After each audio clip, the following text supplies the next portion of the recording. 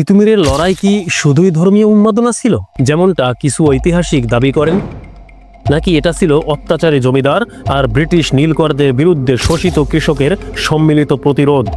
তার ডাকে হিন্দু মুসলিম নির্বিশেষে সকল কৃষক একত্রিত হয়েছিল।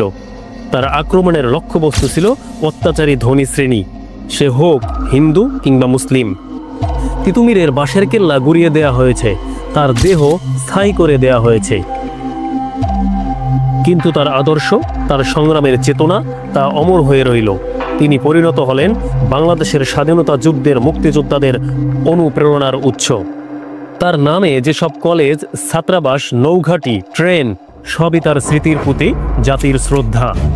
তিতুমিরের লড়াই হয়তো সেদিন শেষ হয়ে গিয়েছিল, কিন্তু তিনি যে স্ফুলিঙ্গ জেলে দিয়েছিলেন তা আজও ন্যায়ের পথে দিক নির্দেশক।